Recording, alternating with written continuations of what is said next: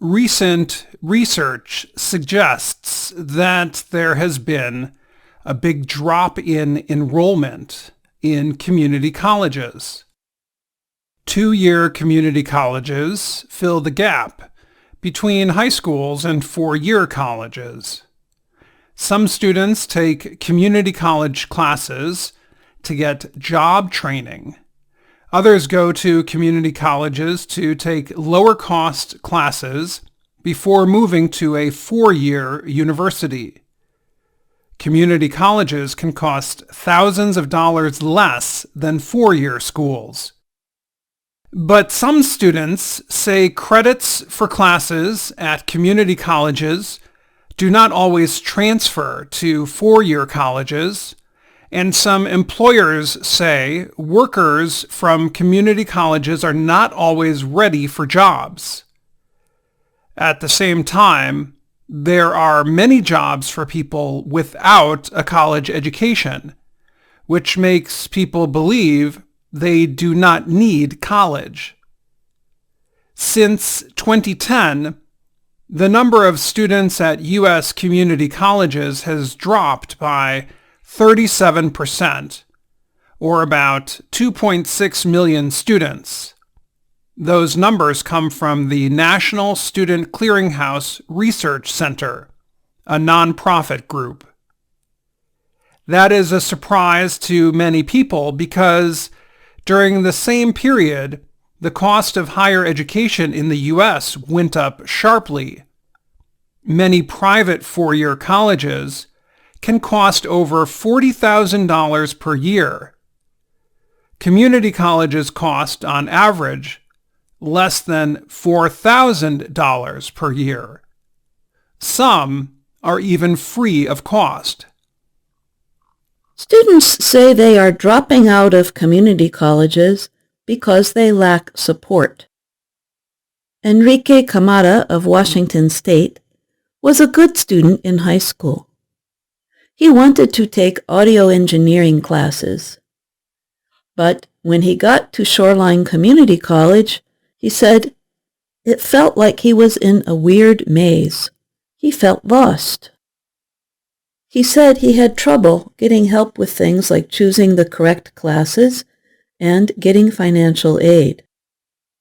Camara said he had to run from office to office to find out what to do. After 2 school terms, Camara left Shoreline and he now works at a restaurant and plays music in 2 bands.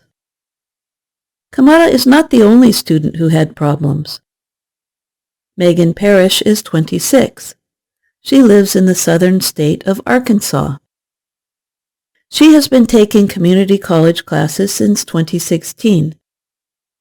She said she often has trouble getting information from administrators and advisors. Sometimes it took 30 days to get an answer from a person in the financial aid office. 20-year-old Orianan Lewis is in a program for medical assistants at Chattahoochee Valley Community College in Alabama. She has had problems finishing her schoolwork because of a chronic sickness. Because she missed many classes, she was put on academic probation. That meant she was in danger of failing school. She said she only got attention from people who worked at the college when they realized she might leave. I feel like they should talk to their students more, Lewis said, because a person can have a whole lot going on. That means they might have problems others do not know about. Supporters of community colleges say they are supposed to help the students who need the most support, but there is not enough money to help everyone. In 2020, the Center for American Progress, a nonprofit group, said community colleges get $8,800 less government money per student than four-year colleges. But experts like Joseph Fuller of Harvard Business School say the lack of money is only an excuse made by schools that are poorly run. Davis Jenkins is a researcher at the Community College Research Center, part of Teachers College at Columbia University in New York. He calls the current situation a reckoning. He said, "The drop in students attending community colleges would look even worse if it were not for high school students. Some high school students take part in programs that enroll them in community college classes. Many students at community colleges start school aiming to move on to a four-year college, but research suggests the number of students able to do that is decreasing. The two-year schools have the worst completion rates of any kind of university or college. About half the students leave school within the first year. Only about 40% finish their two-year school term within 6 years. Many of the students who attend community colleges are minorities. Half of all Hispanic students and 40% of all black students in higher education are at community colleges. If they are having trouble finishing a two-year program, that means they are not moving on to four-year colleges or finishing the job training programs. Observers say this is a problem for the U.S. economy. For years, community colleges have trained people to work as nurses, assistants to dentists, auto repair technicians, machine operators, and many other jobs. If students do not complete two-year programs to become qualified for jobs, businesses will have trouble finding skilled workers. A recent study by the Harvard Business School showed not all employers are happy with community college graduates.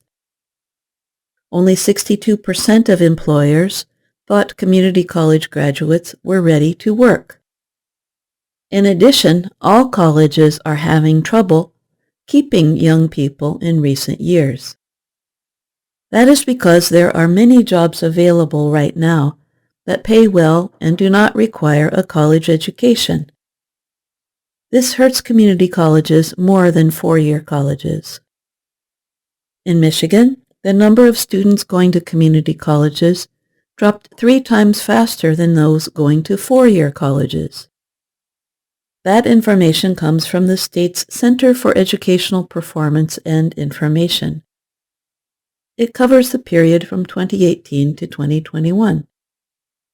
Even with all the problems, some community colleges do very well. Joseph Fuller, the professor at Harvard Business School, studies management. He said concerns about community colleges lacking enough money are legitimate. But a number of community colleges do extraordinarily well, Fuller said. So, it's not impossible. What does a small school in the American state of Florida have to do with the famous Italian statue of David in Florence, Italy? Well, the mayor of Florence and the museum where David is housed recently invited parents, students, and the former principal of the school to visit.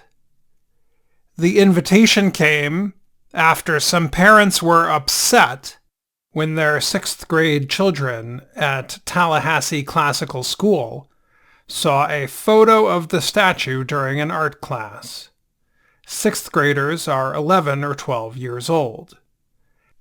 Renaissance artist Michelangelo completed the 5-meter-tall statue of David in 1504. The famous work shows the Bible story of David getting ready to fight Goliath. David is represented without clothing and armed with a sling over his shoulder and a rock in his hand. 2 Florida parents said, under school policy, they should have been warned that their children were going to see the image of David's statue without clothing. A third parent called the statue pornographic or overly sexual. The principal of Tallahassee Classical School in Florida said she was asked to leave her job as a result, but school leaders claimed it was one of several reasons for her removal. The private school follows a program of studies designed by a conservative Christian college. Cecily Holberg is the director of the Italian Museum in Florence. She told the Associated Press, "To think that David could be pornographic means truly not understanding the contents of the Bible, not understanding Western culture, and not understanding Renaissance art." The statue of David is the main reason thousands of people visit the museum, called Galleria dell'Accademia, every day. Following the controversy, visitors, including many Americans, arrived in large numbers this week to see the statue. Isabel Joles was there with a school group from the U.S. state of Ohio. She studies French and Italian art. "It's part of history," she said. "I don't understand how you can say it's porn." Brian Stapley is from Seattle, Washington. He said he was sad for the school's children. He called the statue one of the most incredible parts of our history, and said he feels sorry for the children that don't get to see it. Back in Florida, the local newspaper in Tallahassee reported a large crowd came out to a school board meeting on Monday night. Some parents disagreed with the decision of the school leaders to remove the principal, and the board chairman rejected a request from a teacher to resign. 3 years ago, COVID-19 restrictions caused major changes to the way students experienced college. Instead of learning in classrooms, they took classes online. Instead of living on campus, many students lived at home. The changes made some young people wonder whether a college education was worth it. Today, most college classes are back to normal, yet some young people who decided to delay going to college because of the pandemic are still choosing not to go to school. The rising costs of higher education and fears of student debt are among the reasons more young people are choosing not to attend college. Instead, they are working. Many believe it is the right decision for them. The National Student Clearinghouse notes that the number of people going to college in the U.S. dropped by 8% from 2019 to 2022. Labor experts are concerned that the drop will hurt the U.S. economy in the long term. A drop in college graduates will reduce the number of workers in career areas from healthcare to information technology. Yet some people who work in education see recent high school graduates as different. Jamia Stokes works for SCORE, an education group in the state of Tennessee. She said students are more realistic about the way they work, about the way they spend their time and their money. Some young people are choosing work over college because they can find jobs that pay well right after high school. The Associated Press spoke to young people in Tennessee who are of college age but not in school. Most are working. One is considering going to college. Mia Woodard lives in Jackson, a small town in Tennessee between Memphis and Nashville. Woodard said she remembers sitting in her bedroom and trying to fill out college applications online. Today, she wonders if she sent them in successfully. She said she never heard back from any of the colleges. She wonders whether her weak Wi-Fi signal caused the applications to not get sent. Or maybe, she said, she simply failed to provide the right information. Woodard said she did not have much support from her school. It might be because they didn't believe in me, she said. Woodard had hoped to be the first in her family to get a college degree. Today, she works at a restaurant and lives with her dad. She is looking for a second job so she can get her own place to live. She said there is still a chance she will continue her education. Her hope is to study culinary arts. Grayson Hart also lives in Jackson. He said he always imagined going to college. He wanted to be an actor or a teacher.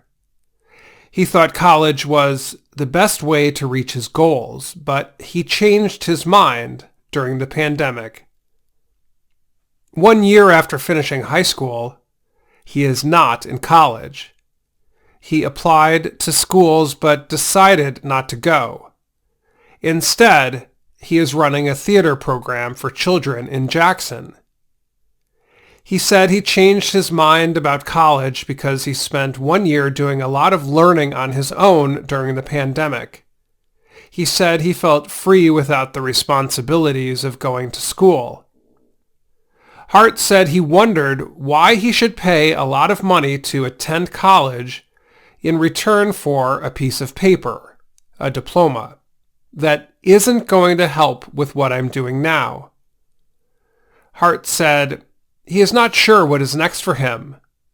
I do worry about the future and what that may look like for me, he said. But right now, I'm trying to remind myself that I am good where I'm at and we'll take it one step at a time. 3 years ago, Boone Williams was the kind of student who looked like he was on his way to college. He took difficult classes and got good grades in high school. He was thinking about studying animal science. But when the pandemic closed schools and moved classes online, he said he lost interest. Instead of attending online classes, he went to work at local farms. He worked with horses and cows. I was focusing on making money rather than going to school, he said. Today, he is not in college. Instead, he works on plumbing jobs and is taking classes at night to learn from experts in a trade union in Nashville. He does not make much money right now, but he hopes to earn more in the future as he gets more experience. He thinks he will one day earn more than some of his classmates who did go to college. In the long run, I'm going to be way more set than any of them, he said. The lack of interest in college is concerning, especially among minority and low-income students. Among students from Tennessee who finished high school in 2021, only 35% of Hispanic students and 44% of black students entered college. Over half of white students went to college. But there is some thought that interest in college is going up. There was a small increase in the number of students going to college in 2022 compared to the year before. Still, the total number is far lower than before the pandemic. Tennessee already had a problem getting students to continue their education after high school. In 2014, the state made community college free. More and more students started going to college, but today, the number is at its lowest since at least 2009. Vicki Bunch is the head of workforce development for a business group in Jackson. She said she thinks the number of students will stay low so long as they can get paid well right after high school. Students agreed. They said easy access to jobs and concerns about borrowing money have made college seem less appealing. Each year, thousands of legal professionals from around the world come to the United States for advanced legal training. They often choose to attend a Master of Laws program, or LLM. The LLM program is different from the Juris Doctor, or JD program. A JD degree is required for those who want to practice law in the U.S. In the LLM program, legal professionals learn about the U.S. government, the U.S. legal system, and international legal issues. They can specialize in several areas, including intellectual property, international business, immigration, human rights, and security. A 2020 study from the Center for Post-Secondary Research at Indiana University shows that international students make up 79% of LLM students at American law schools. One such student is Aimee Mbarushimana. After practicing law for 15 years in Rwanda, Aimee came to American University's Washington College of Law in Washington, D.C., to get advanced training in arbitration, mediation, and alternative dispute resolution. These are ways of settling disagreements without legal action. He said the training he received at American University helps support the traditional Ubuntu belief system in Rwanda. Ubuntu highly values building agreements and communities. He told VOA Learning English that using more mediation can help lower the number of court cases in Rwanda and give judges more time to work on them. Mimosa Shala is a prosecutor in the Eastern European nation of Kosovo. She studies in the LLM program at Wake Forest University's School of Law in North Carolina. The school has partnered with the U.S. Departments of Justice and State for the last 10 years to train legal professionals from Kosovo. Shala's job in Kosovo includes working on cases of domestic violence. Wake Forest University, WFU, connected her with an American prosecutor who also works on domestic violence cases. And she learned how the two legal systems deal with the issues. Nishche Dagar of India worked for 2 years in trial law in his country before coming to WFU. Dagar said he now feels in love with professional ethics and wants to bring this training to his future work.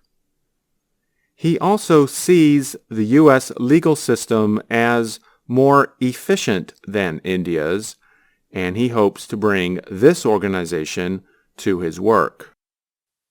The cost of attending LLM programs in the U.S. is usually higher than in other countries. However, students who spoke with VOA said the extra cost is worth it for many reasons.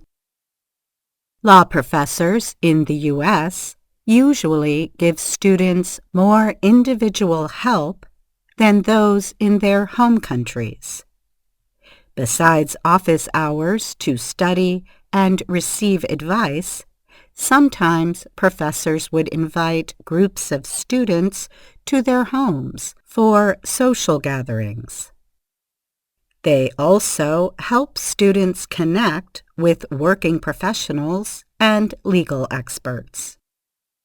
Gabriel Ortiz of Venezuela recently completed his degree specializing in human rights law at American University. He noted that many professors are also experts in different legal areas. They include judges for the Inter-American Court and lawyers at the Inter-American Commission of Human Rights. Ortiz also found that law students from Italy, Turkey, Nigeria, and Myanmar also had similar issues in their home countries. He said, "What I found interesting was to see how we share similar problems. We are able to know that the realities we are facing are not that different." Laura Orjuela from Colombia agrees. The American University law student said she has deepened her understanding of gender issues by talking with students from countries such as Iran, Afghanistan, and Myanmar. She added that when students compare so many international perspectives about the same issue, it helps increase the number of possible solutions they can use to fix problems. Maybe this thing we did in my country, it never worked. What they did in that country, we'll try it to see if that works, she said. Dagar from India said he highly values professional experience outside the classroom. These include pro bono, or volunteer work, and special courts for people under age 18. WFU School of Law also has a North Carolina business court within the law school building where students can observe real court cases. Wen Wei and Li Ruoqi of China are students at Georgetown's law school in Washington, D.C. They said that because there are so many law students in China, having an LLM degree from one of the top law schools can help students get better jobs in China. LLM students in the U.S. must possess high levels of understanding of legal English. They usually have classes and attend social events with American students. As a result, their English skills can greatly improve during their LLM studies. Shahirnaz Joshi is an assistant dean of graduate and international programs at George Washington University in Washington, D.C. She said many students have said, "I thought I was coming for a degree, but the experience changed me forever."